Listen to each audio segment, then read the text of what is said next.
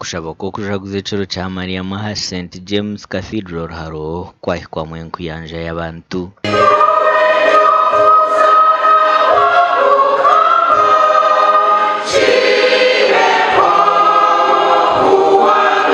Dino w'obureberezi bwa St James Cathedral Reverend Canon Bobs Mwesije niwe yayebembera okushaboku kandi okwegyesa kwayebemberwa ime orugumisiriza oherize kusinga karuru k'obunyishengerokazi aha bwa Kabare district.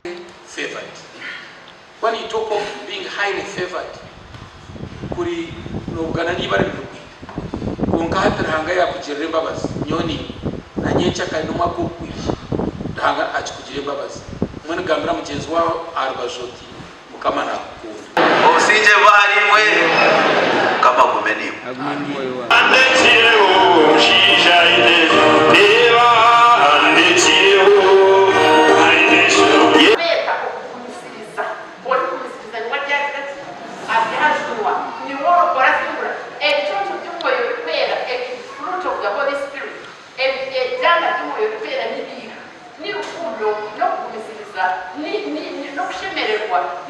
Banyinamaka bayananjiza ubwo kwegarura omubuteka hamwe n'okwetantara ebyakubaasa kushenya amaka gaabo. Abakazi hoona bashabwa okwetantara obufumu hamwe n'oburogi otebirwe n'obutendezana omu maka gaabo. Omu kushaboku Mothers Union batongoza project y'okugura ploti y'itaka okukoreraho project z'entunguuka kandi nibaija kugishashura miliyoni 50. Ekyo nibasa kurya kunzi ya Mothers Union nokunda Mothers Union Ministry nohurira mukama nakweta okugisupportinga ijo tukire nobasa kuntera esimu 0772 ninga oijo kire office ya Dean aha St James Cathedral. Omugani makuru omukujaguza ekiro kya Mariamu ha kanisa ya All Saints Root Church of Uganda abakundine bashabwa okugumisirizana hamwe n'okukuriza abaana baabo muri mukama.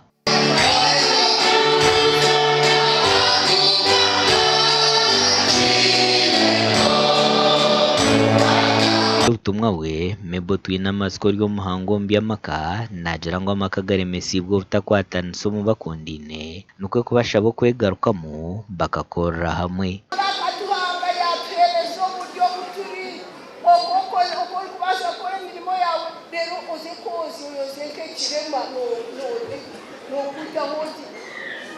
Because when you take a moment of reflection and see where you come from and how our parents have struggled for us to reach where we have reached. Nizo barukuru munonga